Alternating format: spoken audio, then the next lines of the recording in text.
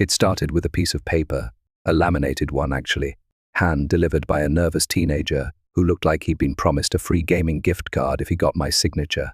He handed it to me, mumbled, "Good luck," and basically ran off like I was contagious. I stood there in my driveway, barefoot, still holding my morning coffee, staring at this very official-looking document stamped with an HOA seal and, I kid you not, a bald eagle holding hedge clippers. The letter claimed I owed $50,000 in violations.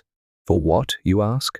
Apparently, my grass was too long by half an inch, my mailbox wasn't the approved shade of beige, and my garden gnome had what they called an overly whimsical presence. His name is Bernie, by the way. He's a legend. I read that letter 3 times. Thought maybe my brother was pranking me again. He once gift-wrapped my entire living room, including the TV remote, but no. This was real. This was serious.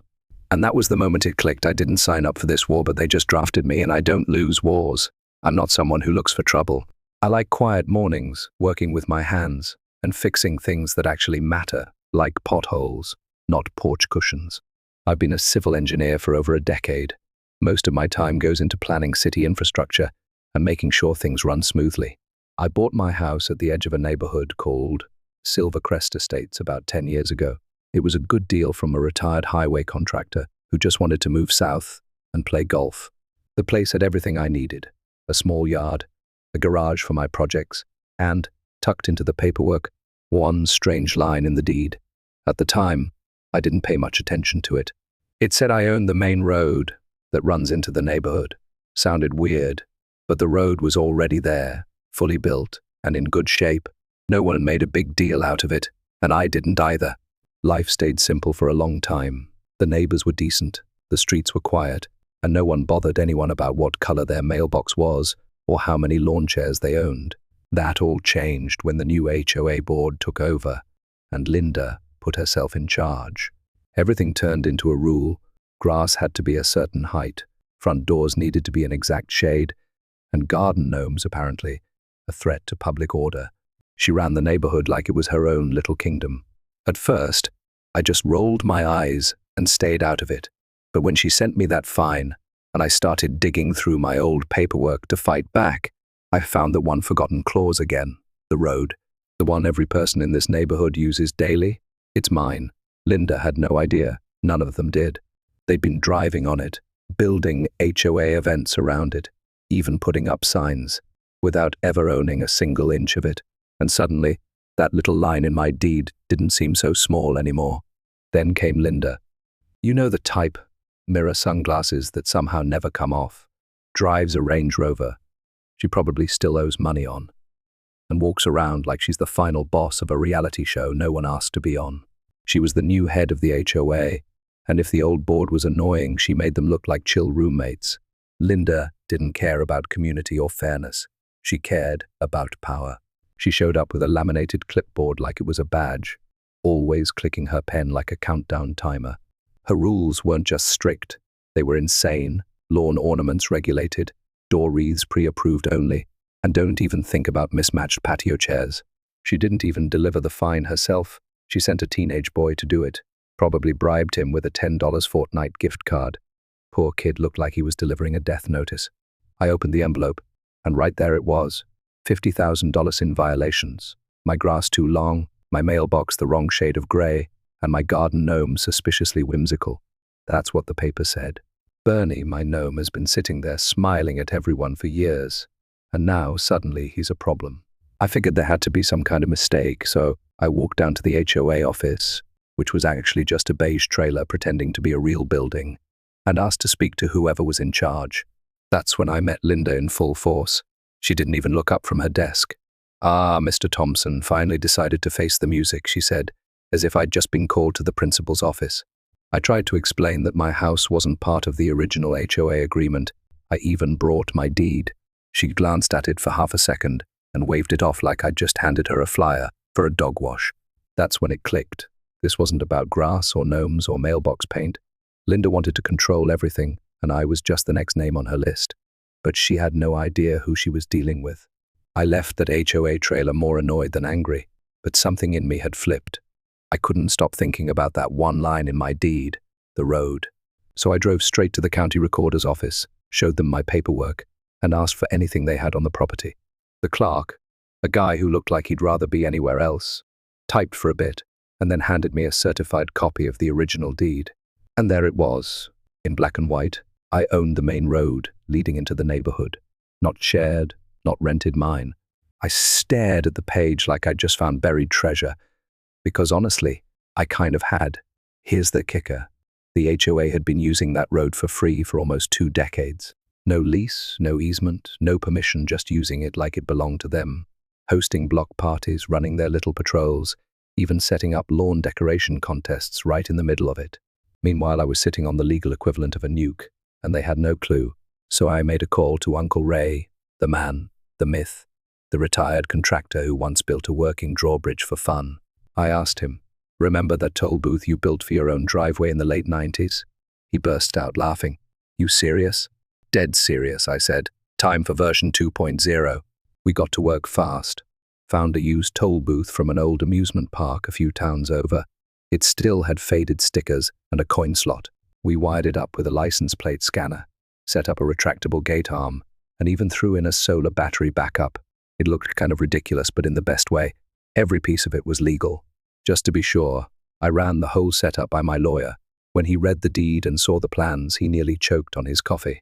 "Wait," he said, squinting at the paper.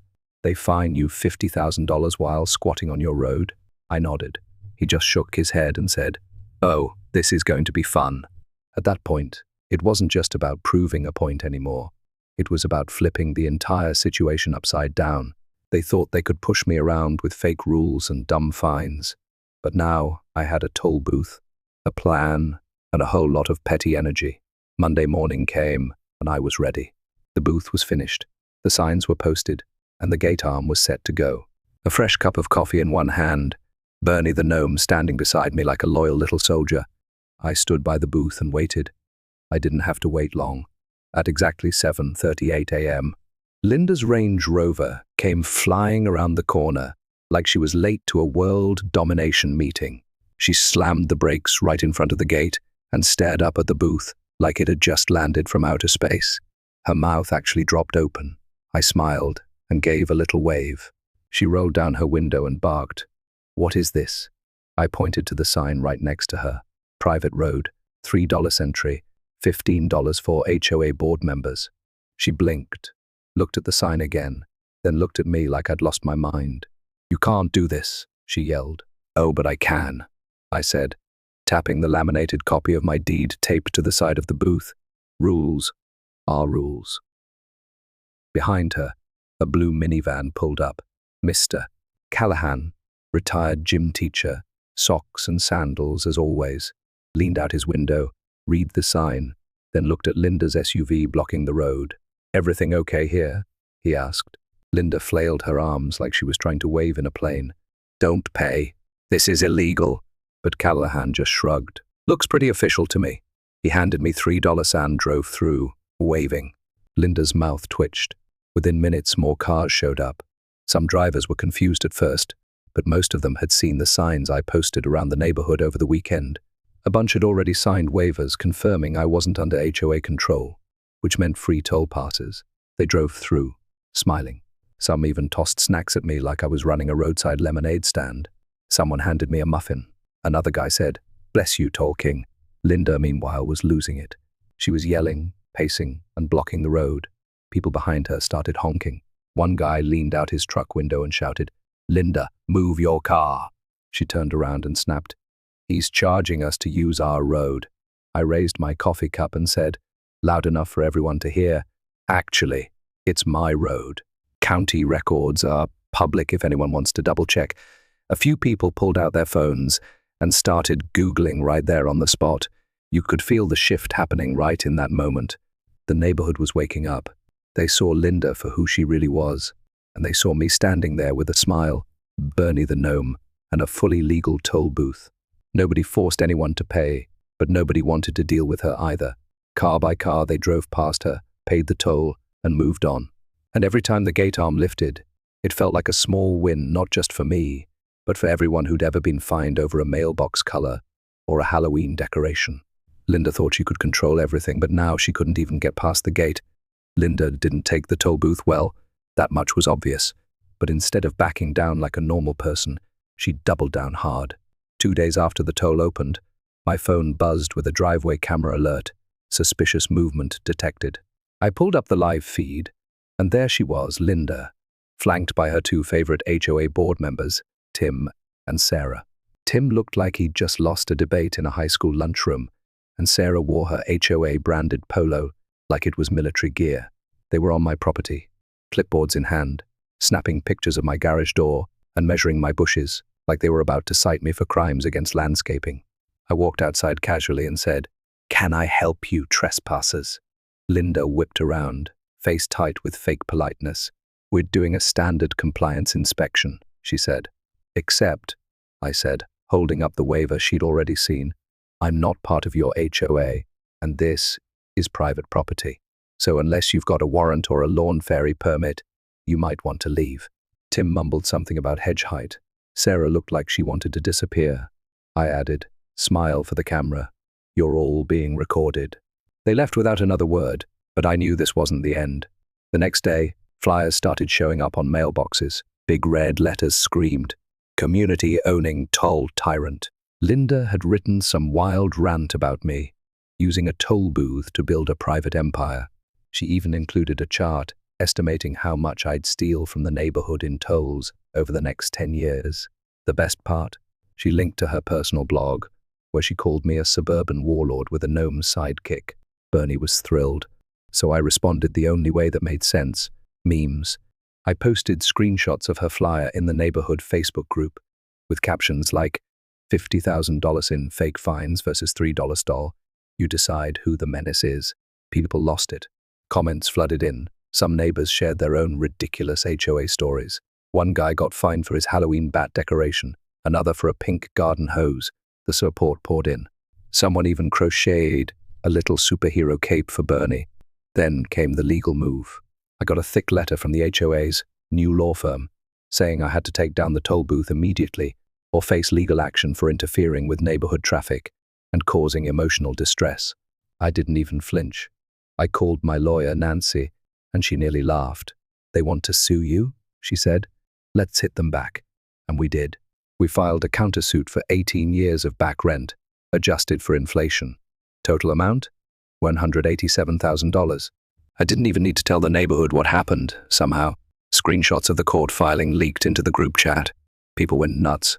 Most of them had no idea the road had ever been private. Some were furious they'd been lied to. Others started cheering me on like it was a sporting event. More and more neighbors came to the booth, not just to pay tolls, but to say thank you. They brought coffee, cookies, and, in one case, a homemade sign that read, "We support the toll master." Linda had tried to paint me as a villain, but the more she fought, the more obvious it became. She wasn't in charge anymore. Linda wasn't done, not even close.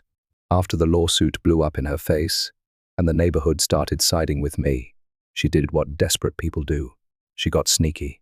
One morning, I noticed an unmarked van parked near the edge of the neighborhood. It looked like a contractor's vehicle, but something about it felt off. A few hours later, I spotted a small paving crew measuring out a stretch of land near the road. No signs, no permits, just some guys with spray paint and tape, acting like they were planning a secret project. That's when I realized what she was trying to do.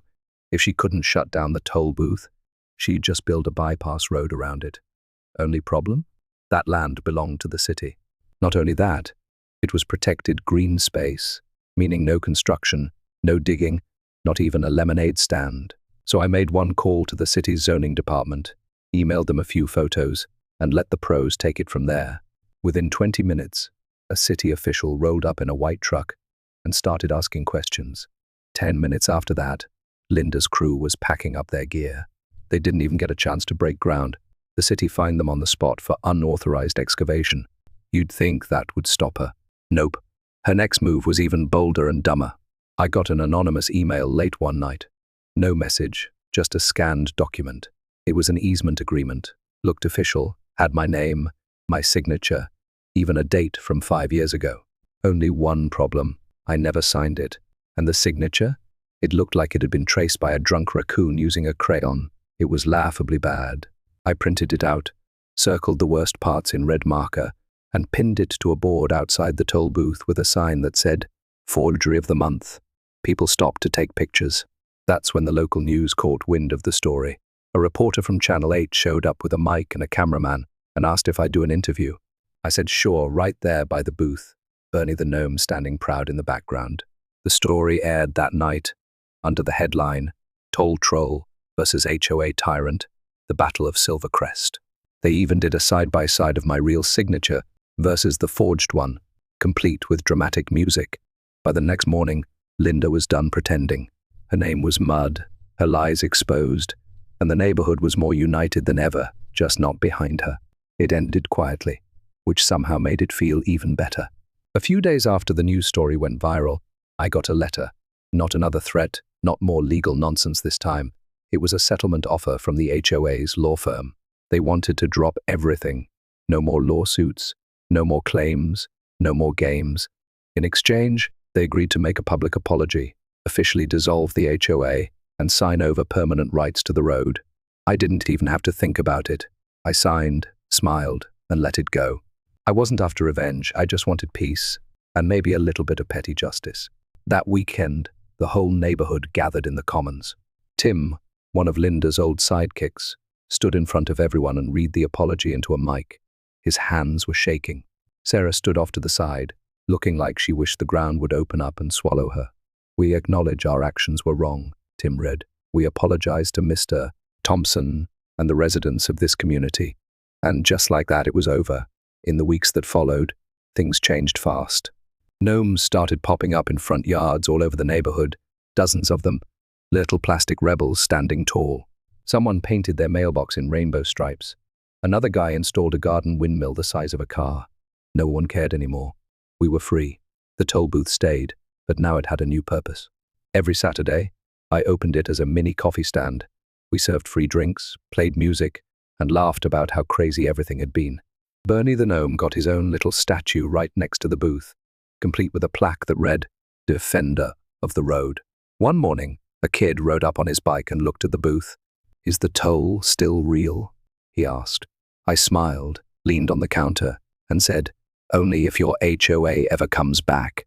He laughed and rode off, and just like that I knew it was finally over.